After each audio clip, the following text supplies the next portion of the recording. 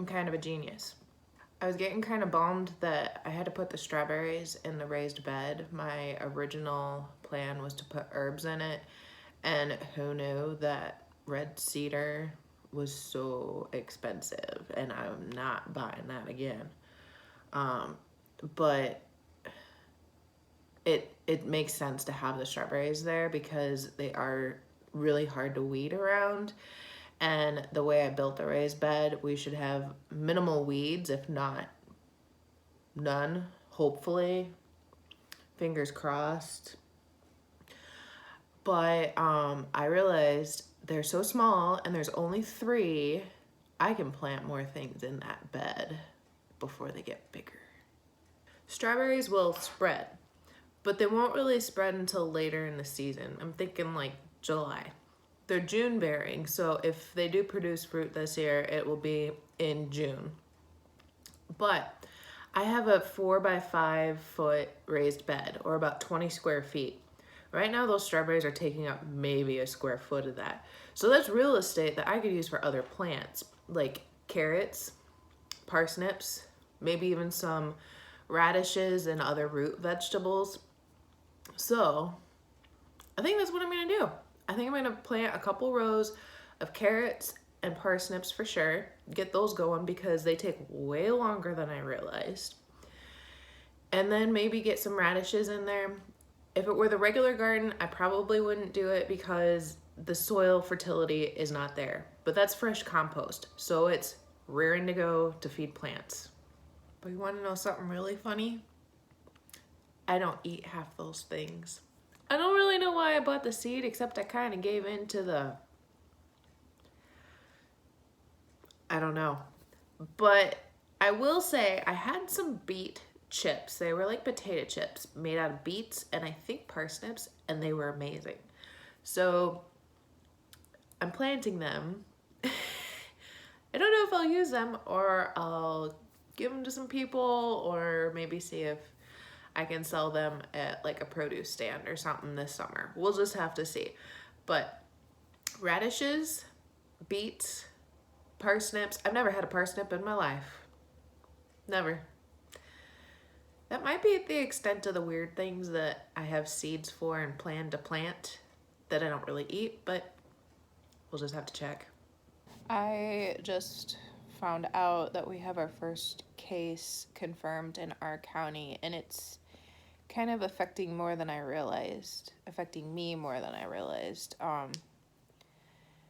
don't know why, because like I've said earlier, I believe my body can withstand it. I'm not trying to boast or brag or anything. I just think I have a fairly healthy immune system to combat it. It does concern me of how it would affect family and friends and if we're doing enough biosecurity, but it's hard more so to not give into all the fear and the hype and the talking that I keep seeing, and I think that's affecting me more, and that may be why it's bothering me more than I thought.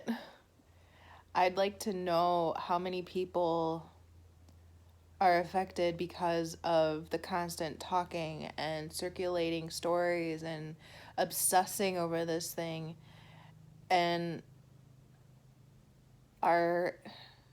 is worried about it because of that, versus those that are steadfast in the fact that we will get through it and not feeding into the fear and constant chatter about it. I think that is more of a problem than the actual virus itself. I think we as humans and maybe even as Americans feed into that cycle instead of taking a better objective perspective. And I could be wrong. I could be completely wrong. But I'm just curious to know how many people are more affected by the talking than the actual virus itself. So I'm going to try not to think about it, do the best I can. We're still scheduled to pick up chickens tomorrow we'll see if something changes. But for now, I think I'm gonna go cook a little bit. All right, here's our first baking excursion. I'm going to make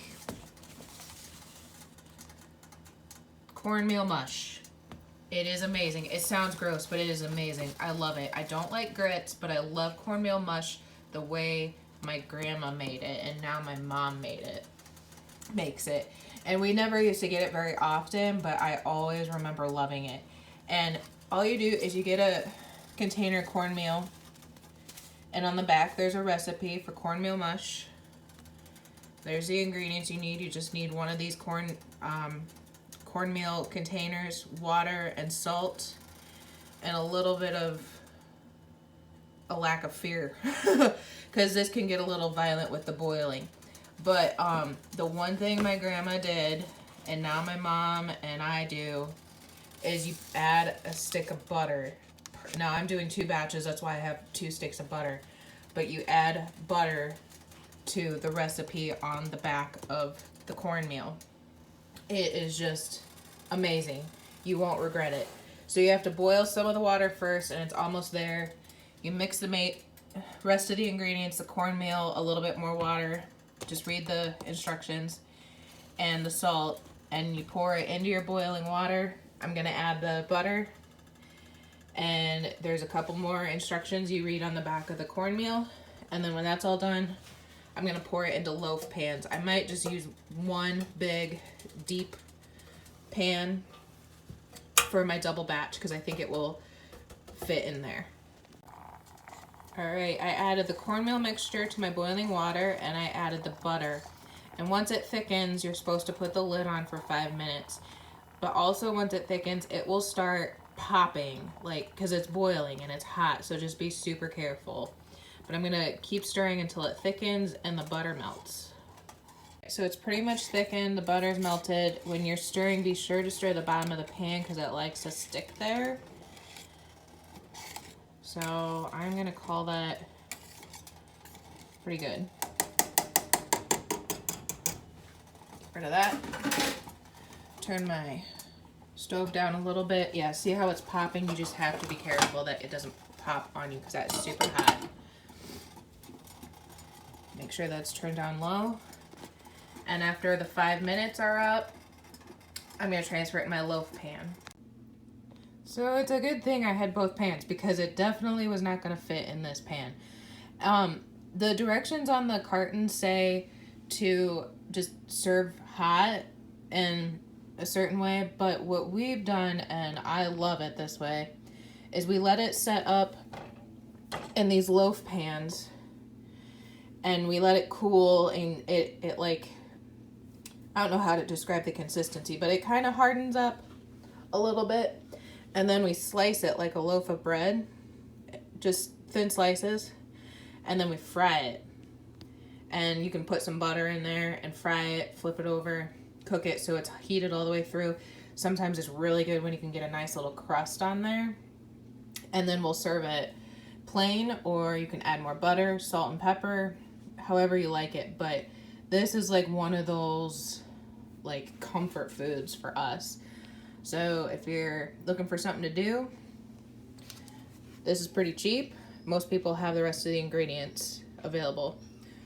Wire hanger use number 4, precariously putting some of your plant starts higher up because I am running out of room and I have more things to pot. One way I'm trying to keep costs down is by using, instead of like regular seed or potting containers, is red Solo cups and these little Dixie cups. That way you're not taking up as much real estate when you're starting plants, because not everything will germinate. Some of my seeds are actually a couple years old, like this one. I'm not even sure how old this is, but I'm gonna see if it'll germinate because I remember I really liked this kind of squash. But like 100 of these little bathroom cups or Dixie cups are like $2 at the most.